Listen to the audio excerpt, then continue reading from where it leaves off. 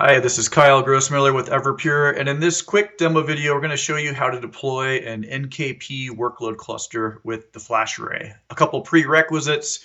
We do assume that the FlashArray has already been connected as external storage. There's a different demo video on that. And we also assume that the NKP management cluster has already been deployed. So here we can see the FlashArray has been indeed connected to the AHV cluster we want to use. And I'm going to export my kubeconfig for my management NKP cluster. It's a little bit of code here to deploy the workload cluster. We can see I've got my FlashArray, and then by default, we recommend not attaching your CSI volumes directly to the hypervisor. Instead, use the in-guest iSCSI adapters to connect it to the actual worker nodes that NKP is going to deploy. If we go over to Prism Central, where this cluster is registered, we can see things are starting to happen. That's the initial NKP workload management cluster or control plane cluster, work node being deployed. And I'll fast forward here. This does take about, 10, 15, 20 minutes to deploy. So we can see there's the control infrastructure, and then the worker planes should come up here in just a second and start to deploy. Again, simple line of code. We're just showing this is a really basic deployment. You can do an internal registry if you want.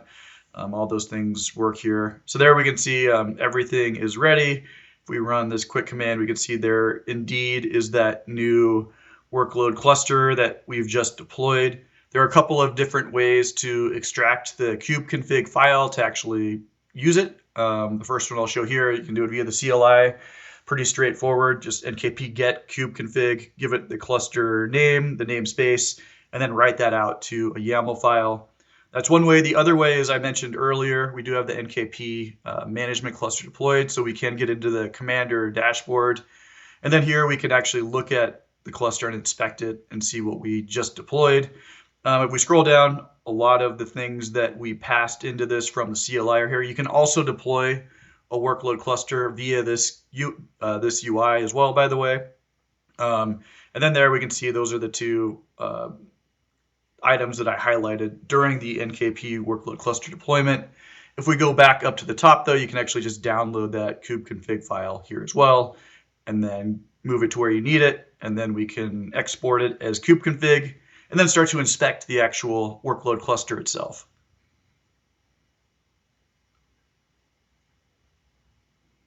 Let me just autocorrect or autocomplete this. So that's our new kubeconfig. So now we're pointing to that NKP workload cluster that we've just deployed in this video. Let me clear the screen here. So I look at my cluster info, just a little bit of basic information.